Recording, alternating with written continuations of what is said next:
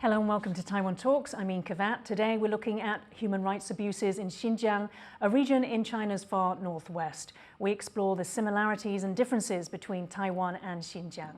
With me to discuss this are Legislator Fan Yun, Taiwan's Legislator Yuan, Education and Culture Committee member and former Taiwan Ambassador at Large, Kaixi, former 1989 Tiananmen Square Democracy Movement student leader and currently the General Secretary of Taiwan's Parliamentary Human Rights Commission. Rushan Abbas, founder and executive director of Campaign for Uyghurs. Both Kaixi and Rushan are Uyghur natives. Legislator, General Secretary and Rushan, thank you so much for joining us today. Taiwan and the United States are among at least 10 countries to have accused China of committing genocide in Xinjiang. It's believed up to 2 million and maybe more Uyghurs other mostly Muslim ethnic citizens have been detained in a network of internment camps. Beijing calls them re-education centers. An estimated 500,000 of them have been sentenced to prison for offences such as growing a beard or having relatives based overseas. Within Xinjiang, China stands accused of possible crimes against humanity, mass arbitrary detention, deprivation of fundamental human rights in violation of international laws and standards. They're also accused of patterns of torture, rape and other abuses, forced medical treatment, forced sterilizations and abortions, and even organ harvesting. Beijing says the so-called schools are a necessary part of the state's anti-terrorism and anti-separatist efforts. In the early 2010s, a series of attacks were blamed on Uyghur separatists. 5 people were killed when a car ploughed into a crowd in Beijing's Tiananmen Square. Bomb and knife attacks also occurred on railway stations in Urumqi in Xinjiang and Kunming in southwest China. Mr. Kaixi, so the Chinese say that these are a necessary part of anti-terrorism, that these are re-education camps. Can you tell us what you believe these camps are for and why are the Chinese targeting the Uyghurs? Well, we believe the camp is basically to break the spirit of Uyghur people. And for such a long time, Uyghur people under Chinese rule, under their human rights abuses and suppressions, culture and religious and history genocide, the Chinese people, Uyghur people haven't lost our spirit. So for that, with that kind of anger, Chinese authority launched this internment camp. So the Chinese would say that they are multicultural, that they respect different ethnic communities within China. So is that not the case? Of course not. That's Chinese propaganda. Chinese, the true character of the Chinese regime is that they are criminal groups who stole the power of one of the largest country, and the dictators and who use their power to loot the country, and then they want to treat everybody else as their subjects. Anything else, all the propaganda they say, the respect of multicultural or different, anything they said in their constitution were lies. So that's that part. I hope, I have been saying this to the world for so long, and then finally, I think in the last few years, I come around to that I can say, I told you so, because the world is also come around and realizing it. And then the term anti-terrorism becomes such a convenient term, and especially after the 9/11 attacks, the whole world, United States-led Western democracy included, were very much like in the terrorism phobia mentality. The word mentioned the terrorism, then immediately they got so scared, and they admit that now. Tell us about some of the attacks, though, that did come from, well, apparently, we don't know for sure, but the state said that they were Uyghur-led attacks, on the train stations, on the forbidden. Not denying those things did happen. Those incidents did happen. But let's first define what's terrorism. That you attack innocent people, so you hope the mass can be scared. If that is the true definition of terrorism, then the Chinese government have been committing that terrorism to the Uyghur people for the past 70 years. What Uyghur people did, those few limited incidents, first of all, is out of proportion and compare with the Chinese government's state-sponsored terrorism. It's out of proportion, and it should be viewed as a desperate attempt of retaliation. In no circumstances we should support attacking on innocent people. But at the same time, we really should see the Uyghur people as hopeless, desperate retaliation, and then most of the time their suicide attack, and then their suicide attack with cars and like improvised made bomb or knife. It is also out of proportion, but simply because the terrorism has become the term the whole world feel extremely feared of. Chinese government take advantage of that term and then labeled Uyghur, and then conveniently Uyghur people are Islamic faith majority. So no, the world should really see what happened first: the terrorism from the Chinese state, Chinese regime, to Uyghur people started much earlier in a very out of proportion way. Some of the Uyghur people, and a very small portion, have, in their desperation, retaliated. That's how we should see that. Legislator, so decades of oppression by the Chinese state basically then triggered a few incidents from the Uyghur population. As Mr. Kaixi said, they've then unfairly been labeled terrorists and also had now these massive human rights abuses against them. We saw some of the re-education, so-called re-education camps there. Now, you have done a lot to promote women's rights in Taiwan. Can you tell us about some of the violations, especially against women in those camps? Yeah, as a Taiwanese women's movement activist for more than 2 decades, I'd really like to call everybody's attention to the mistreatment of Uyghur women in those so-called re-education camp. According to BBC and some international human rights report, so actually Uyghur women, they were being not only sexually abused and also sexually tortured, and even, I would say, systematically raped, is based to the BBC's report. And furthermore, they were forced to undergo the so-called forced birth control and even the forced sterilization. And actually, some of them were forced to marry Han people. I think that's what we call the genocide. And lastly, many children, they were forced to be taken away from their mothers. So for me, I think it's even heartbreaking to just say what happened for them. So I would say that, you know, what they have done is not only a violation of women's rights, it's also a crime against humanity. So I really hope that we can do more to call for people's attention for those, you know, mistreatment of the Uyghur women. Yeah, incredible mistreatment there. Rushan, I'm going to ask you a question. This is something that you've spoken about, the link between Taiwan and what's happening in Xinjiang. But first, the Chinese ambassador to France, Liu Xiaoye, during an interview on French TV on August 3rd, 2022, said, after the reunification of Taiwan and China, we'll do re-education to ensure that Taiwanese people recover their sense of patriotism. Now, the Australian ambassador was asked about it a few days later. Let's take a look. Your colleague, the Chinese ambassador to France, told French media recently that when China takes over Taiwan, it will re-educate its 23 million people. Can you confirm with a yes or no, is that Chinese government policy? Will China re-educate Taiwan's people to change their minds about the Chinese Communist Party? Well, thanks, Ben, for your question. But I didn't read the news about my colleagues' remarks on this particular issue. I think, given the situation that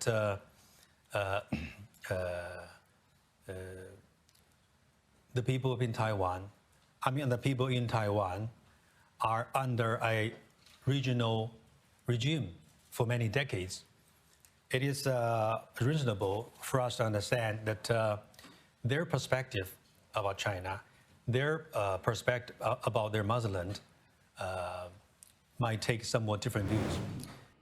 Rushan, what should we read from those two ambassadors?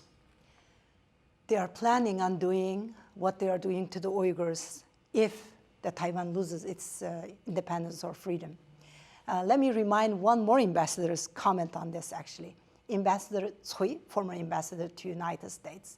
3 years ago, when CNN reporter asked him same question about those so-called re-education centers, why are you holding all these people? He said, we are trying to make the Uyghur people normal persons through those re-education centers. So imagine that, because of our unique culture, the language that we speak, and our historical background and ethnicity made us abnormal commodities in front of their eyes. So the Chinese government, anything that's different, or anybody who yearns for freedom and democracy, or anybody who has respect for human dignity, is a threat to them. So definitely, if the Taiwanese people do not protect their freedom and democracy, they will become the East Turkestan today. Our homeland is facing all kinds of oppression under the occupation of the Chinese Communist regime. And that's what we worry for the entire world, because Chinese government is using our homeland as a testing ground, and they are planning on exporting what they are doing to the Uyghurs and what they are doing in those concentration camps and the forced labor to the entire world. Mr. Kaixi, I mean, do you agree with that? And I want to ask you, is the message getting through to Taiwanese, to people around the world? Well, first of all, yes, absolutely, I agree with Rushan. Chinese government is doing what they're doing in what we call East Turkestan. And by the way, we prefer East Turkestan to, as a name to our homeland, rather than Xinjiang, which means new territory, and then only being given to that land 150 years ago. So yes, what they're doing in East Turkestan, they probably didn't realize at the very beginning that it will get such a strong reaction from the international community. But I worry the message they're getting is they can actually get away. Sorry, they didn't realize they would get a strong international reaction. No, yeah. Because they thought it could be hidden. Yes, they thought they can be hidden. And then also, for the last 30 years, the world have been caving into China. Basically stand a long line, the parade to Beijing to talk about trade. And then every time they go to Beijing, of course, being a democracy, they raise the question about human rights, but they never wait for an answer. That sends a strong message to Beijing. A wrong message is that we don't really care about human rights. For that reason, Chinese government was thought like we can get away with anything. And then they have been pretty much getting away with everything. With Tiananmen massacre in 1989, and after Tiananmen, what they have done to the Liu Xiaobo, to the rights activists, to Hong Kong, they have been getting away from all these things. So of course they thought they can also get away from what they are doing to Uyghur people. Tell me about the years, Mr. Kaixi. Yes. And then talk about what was happening in terms of maybe Xi Jinping and the relationships of China, because thinking about, say, the UK, this was definitely slap bang in the middle of the golden era. Would that be the case? Well, the Uyghur education camp more or less started 2017. At that time, before that, we know in 2008 Beijing had its Olympic, and after that the Shanghai World Expo, and then we see on TV reporting the Chinese leaders going around the world. And then in US, UK, wherever you go, you see the handshaking, the smiling, that the world treating China not only as a normal stakeholder in the international community, but VIP. Yeah, so that of course send that wrong message. So they thought they can get away with what they have done to Uyghur people. And then they're also thinking, when they almost got away with it, I think, well, we don't know if they can completely get away with it or not, because it's still developing. But if the message again becoming, yes, Chinese government can get away with what they have done to Uyghur people, they will definitely see Uyghur case as a success for them, that they can implement to Taiwan, to Hong Kong, to the rest of the world. A lot of people think that Chinese are not like Germany in the last century that has an ambition of attacking, invading, dominating the world. But they are criminal groups. I mean, the Chinese regime, from what I see, they're criminal groups. They're basically chasing after profits, that make them not much different from a common thief, just much bigger. And then if one character we know about any criminal groups is they cannot control their greed. So they are not going to stop within their border. We know the OBOR, like a One Belt, One Road initiative and everything. Once they realize they can get their hands in any society, they want to loot that society. They want to get the total submission. They promise 50 years no change in Hong Kong, and then later on they realize Hong Kong, they can actually get the total control of Hong Kong, and then they did. They have no shame of have the world accountability, and the world have also basically agreed that you can get away with everything. So of course, Chinese regime is taking Uyghur cases as one of the possibility that it can implement to the world. Okay. Legislator, you mentioned the word genocide when we talked about the mistreatment of women. So essentially, an attempt to wipe out the Uyghur population. Now, Taiwan is one of 10 or so governments, governments and parliaments who have made this declaration of genocide in Xinjiang. Taiwan is actually the only one in Asia so far. What message is Taiwan sending? Yeah, I think people in Taiwan often ask me, why should we care about the human rights issue in Uyghur? My answer is that, first of all, Taiwan is a country value freedom, democracy, and human rights. So we also want to share our experiences to help people around the world. So of course, in Asia too. And secondly, actually, due to lots of help from the international democratic partners, Taiwan was able to transform into a democracy peacefully. So it's also our moral obligations to help countries, they need our support.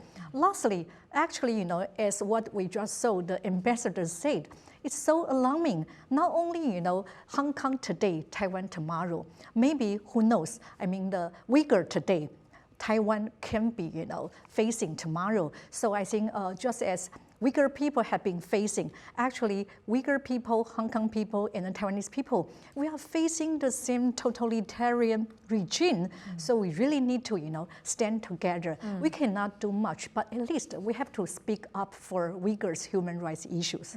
And we spoke about the Chinese mistreatment of Uyghur women. Could you talk about, in Taiwan itself, gender equality? Okay. Yeah, I think, of course, Uyghur have been facing because, China is not a democratic country. Taiwan is a democratic country. So we have done a lot in the past 30 years to make Taiwan as the number one, ranked as the number one country in terms of the women's rights. I would say that since I'm a part of the women's movement, we have achieved most in the field of women's participation in politics and the prevention of the so-called gender-based violation.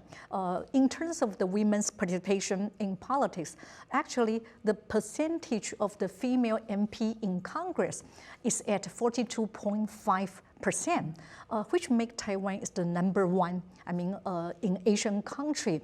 And it's even higher than many democratic countries outside of Asia, like the UK and the Germany, and even the Australia.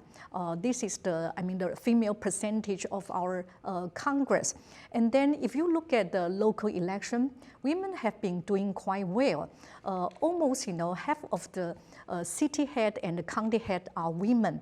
And in the last election, more than 30% of the city councilor and the county councilor are women. This is only about the women's participation in politics. To make it sure, regarding the gender-based violation, our Congress has passed many bills to prevent women from sexual harassment, from stalking, and also from rape, other kind of gender-based violence. Okay. But if you look at China, I want to mention briefly, in 2015, actually there was a famous event called the Feminist Five. Only there are some young activists, they want to organize some activity against, sexual harassment, but they were arrested and detained more than 1 month just because of that event. They haven't even happened yet. They were just organizing. So I think that's really alarming that they don't even have the political space to speak out for what they want as a woman. Yeah. Now, in August 2022, years after the abuses first emerged, the United Nations released its long-awaited Xinjiang report. It followed the trip by previous UN High Commissioner for Human Rights, Michelle Bachelet, to the region in May. Ryan Hoko-Patrick reports. Serious human rights violations and possible crimes against humanity. That was the verdict of a long-awaited United Nations report on China's crackdown in its Xinjiang region. In Beijing, the UN findings released on September 1st were met with denial. 你提到的这份所谓的评估报告，是美国及一些西方势力一手策划制造的，完全非法无效。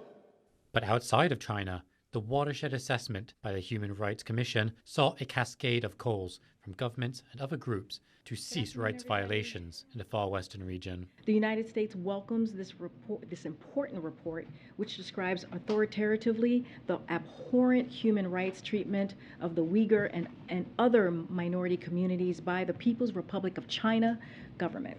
The UN report found evidence of large-scale arbitrary detention. It included documentation, torture, rape, solitary confinement, and other grave abuses committed against Uyghurs and Turkic Muslim minorities in Xinjiang. The report deepens our grave concern regarding the ongoing genocide and crimes against humanity that China is perpetrating. We will continue to work closely with partners and the international community to hold China accountable. And we will call on China to immediately cease committing these atrocities. The United Nations itself is standing by the report's findings and its recommendations that China releases Uyghurs unjustly detained. They are also calling on Beijing to bring their campaign in Xinjiang in line with international law. The Secretary General has read the assessment that clearly identifies serious human rights violations in the Xinjiang region of China. The assessment done by the Office of the High Commissioner for Human Rights also confirms what the Secretary General has been saying on Xinjiang for quite some time, that human rights must be respected and that the Uyghur community needs to be respected and made feel it belongs to the country as a whole without discrimination. Taiwan's Foreign Minister Joseph Wu tweeted that China's behavior constitutes crimes against humanity. The concerns over the treatment of China's Uyghur population was also echoed by Japan. 同報告書が公表されたことを評価をいたします。新疆ウイグル自治区に関しては、重大な人権侵害が行われているとの報告がこれまでも数多く出されています。我が国は新疆ウイグル自治区等の人権状況について深刻に懸念しており、国際社会における普遍的価値である自由、基本的人権の尊重、法の支配が中国においても保障されることが重要であると考えています。After years of repression in Xinjiang and months waiting for this landmark report, the reality of what is happening in China is becoming impossible to turn away from. But the question for many is, what will the international community be willing to do to bring it to an end? Ryan Hoko-Patrick for Taiwan Plus. That was Ryan Hoko-Patrick reporting, and yet a month after Michelle Bachelet's report, in October 2022, the UN Human Rights Council rejected a Western-led bid to hold a debate about the alleged human rights abuses in Xinjiang. The defeat, 19 against, 17 for, and 11 abstentions, is only the second time in the Council's 16-year history that a motion has been rejected. It was seen by some observers as a setback to the West's moral authority on human rights and efforts in holding China to account. Others, however, remained more hopeful. It was a very close vote. Yes, it didn't pass, but we should not consider this a loss. It was purely unthinkable just a few years ago for us to see the council getting this close. The vote essentially shattered the taboo that the Chinese government is beyond scrutiny and reproach. Rushan, how did you read the rejection of the debate at the UN Human Rights Council? Was it a shattering of the illusion that China is untouchable, or is it an indictment of the UN system? It is disappointing for us, but at the same time, the Chinese government tried so hard to stop this report being released. and it didn't happen.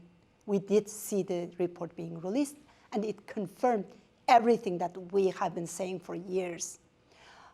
Also, it was watered down, and it stated the women's forced sterilizations and Uyghur children being abducted and they sent to the state-run orphanages and the forced labor. All this fits the Geneva Convention's own description of the crimes of genocide. And yet it didn't go as far as to say that it was genocide. Right. Yeah. Why do you think that? Well, the Chinese government was, as the second largest donor in the United Nations, they went in so deep in the United Nations and they controlled almost all the major, the major committees there. When you look at it, the Chinese government is waging a war against the Uyghur women, against the Uyghur children. Uyghur women's bodies are being the battleground of this genocide that's happening right now. Yet Xi Jinping's wife is the special envoy in the United Nations for women's and children's rights. Can you imagine this? So I'm not too surprised, but at the same time, 17 to 19, that's a really close vote, actually. The close, as much as the Chinese government tried to sway so many countries to vote against the resolution, but still that was very close. So I'm not too disappointed. Mr. Kaixi, do you think Beijing would have been surprised that it was that close? Would they see that as a warning sign? I think they would. I hope they do. And then, United Nations has been an institution that was established right after World War II. The whole aim for the United Nations is to prevent World War III. So peace was the main theme in 1946 when they were formed. So one of the mistake, or one of at that time the limit that the United Nations have had, is to find they really have to, each country have to respect each other's borderline. They made the borderline so important. Once you cross the borderline, the United Nations stands up against the country who invade. But within the borderline, human rights abuses, well, we can turn a blind eye on it. So sovereign rights above human rights has been the unfortunate mistake of the international order in the name of United Nations in the past 70 years. So China and a country like North Korea or in Cuba, I remember when Fidel Castro visited the United States, a journalist stick a microphone and say, "Why don't you have democracy?" Fidel says, "We do. We have elections. So we also have elections. I'm elected." China, Xi Jinping was just recently elected they practice on the democracy, third term. right? Yeah. So what happened is those totalitarian countries knows how to manipulate electoral systems. When United Nations, being a premature born of protection mechanism of democracy, country like China really know how to rig the election, rig the voting in United Nations. That's why United Nations have been seen largely as a failure by democracies in the past 10, 20 years. China knows that, and we also need to know that. Still, the democratic countries also tried really hard within this rigged election that reach a close call when it comes to Xinjiang Uyghur genocide. So I think I'm remaining hopeful for, even in a rigged democracy like the United Nations system, human dignity, human rights, basic human value can still play an important role, that one day United Nations can be more functional than what it is today. I will just add a quick point, the so-called elected Chinese leader. If you don't have the freedom of speech, freedom of information, then it's not a democratic election, even it's an election. Yes. Okay. Absolutely. Rushan, is there a feeling among Uyghurs that the international community's attention has been distracted perhaps by events in Ukraine? Yes and no. Yes, a lot of attention is on Russia right now, and the many companies and the countries divested from Russia, and many companies pulled out doing business with Russia. But at the same time, this genocide has been happening for several years, and those companies feel really comfortable, continue to do business with China, and they enable China's economy to murder more people. But at the same time, we all know China is supporting Putin. China is supporting Russia's war on Ukraine. So it is bringing the attention back to China again. And comparing the dictatorship government, what happens when you continue to appease the dictator? So Putin's war on Ukraine, that teaches us that we cannot keep appeasing the dictatorship because that's what happens at the end if we do that. So the hope is that Ukraine will actually lend support to the Uyghurs in terms of, getting genocide recognized as well. This is also what's happening in Ukraine.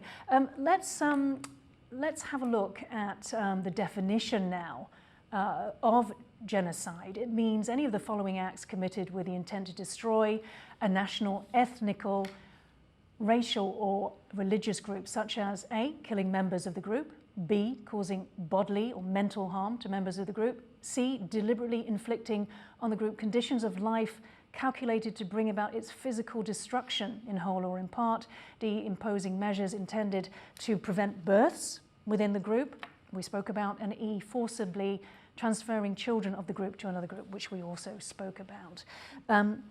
Can you tell me, Rushan, only one government, I believe, has made the declaration, and the others have been parliaments.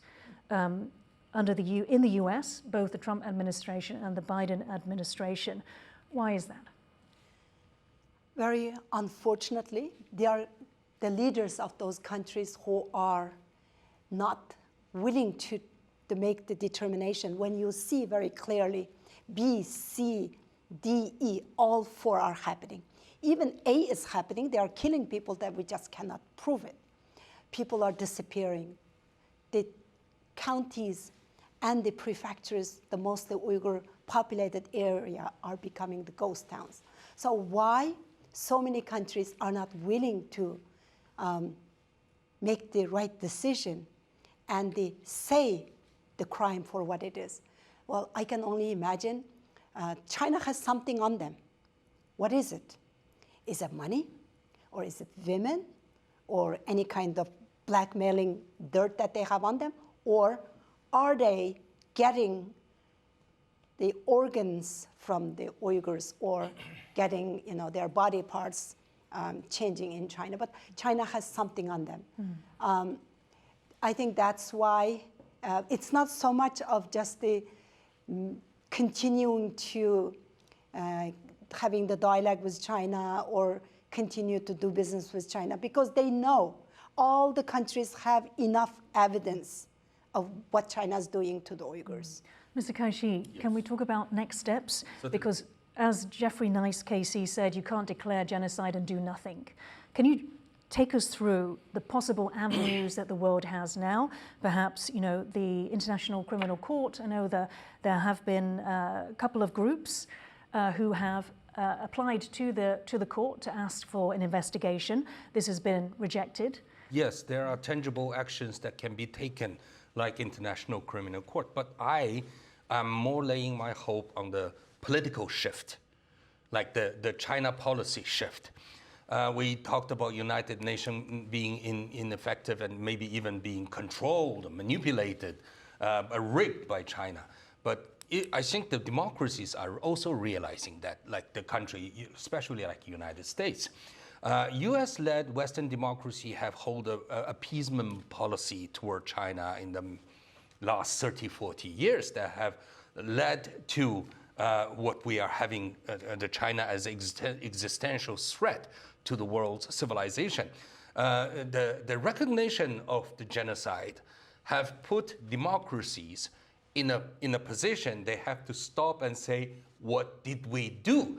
Democracy is made of a country with the constituents and the voters. And voters in democracies actually have a say. They have a say on the national policy. They actually have a say on what we're going to do to China. I'm holding my hope more on the political change after so many countries declared genocide. Of course, we also hope that the International Criminal Court can change. But if you ask me what should the world do next, is actually press China. You have to stop. You have to stop the concentration camp.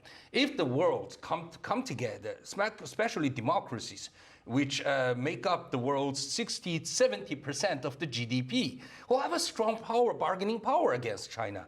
And then if the democracies come together and say, if you still want to do business with us, no, by the way, we are sanctioning you. If you keep doing this, we're not going to be relying on your supply chain or your high-tech export. Though there have been sanctions already, many sanctions. United States have already mentioned, basically, we are going to de-link ourselves from leaning on the China's supply chain.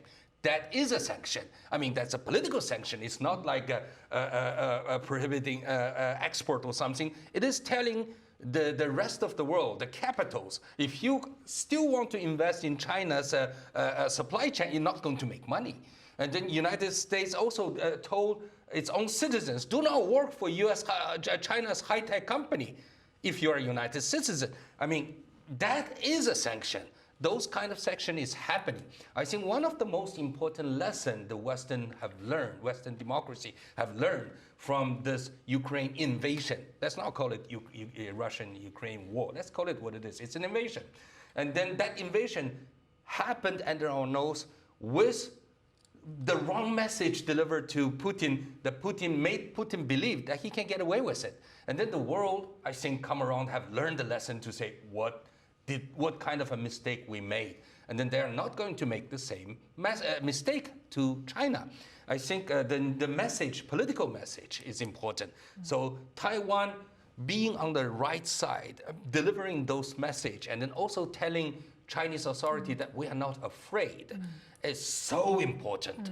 That simple message. So what you're saying is actually forget the international sort of the United Nations system, because actually they're captured by China. Is that what you're saying? I think United States is saying that. I think United States saying we need to form a new alliance of democracy or a new alliance of shared value. And then if you look at it, the shared value alliances, maybe the number of those countries is not as greater than the numbers who would support China, but the power those shared value countries, let's just use at this time arbitrarily the name Alliance of Democracy. That new mechanism will function based on political pressure, and then that if it is successful, and then I think it's happening, I will change the world, the scenery, the city line of the world political view. Do you have a view, Rushan, perhaps, about the International Labour Organization? Because this, although it is part of the UN system, is actually not state-based. It's civil society, it's the trade unions who would bring forward the complaint.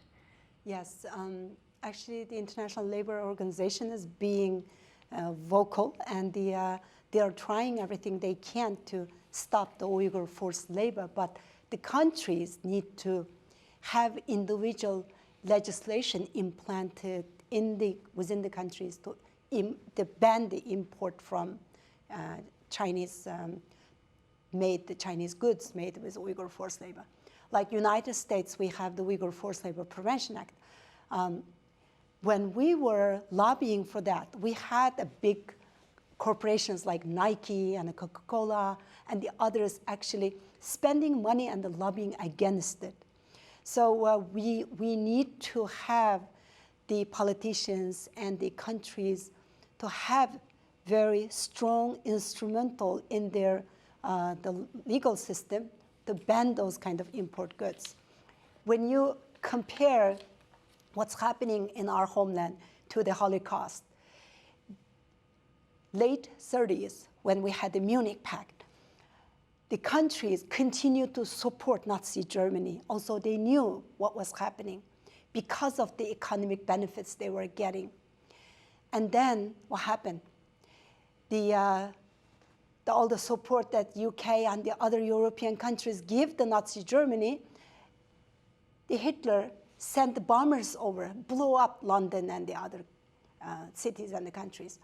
So later, the world community came and vowed never again.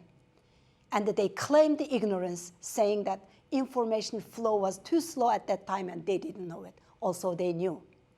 And now, this is 21st century information era. There is enough evidence, testimonies, and even Chinese government's own leaked data time after times, linking everything to Xi Jinping, linking the genocide to the Chinese Communist central government. So no one can claim the ignorance when this goes down to the history books. Conscience of the world is being tested. And we need to have the courage to stand and pass that test, because standing up for the Uyghurs and holding the Chinese Communist regime accountable is not only for the sake of the Uyghurs' future. It's about the sake of the freedom and the democracy of the entire world. Thank you.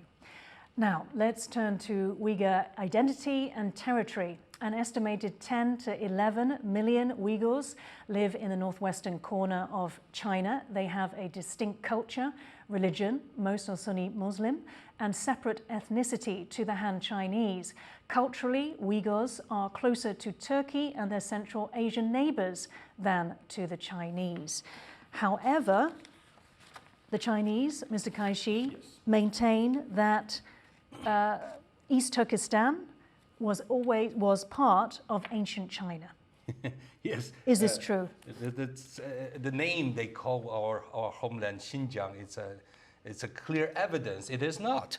It means new territory.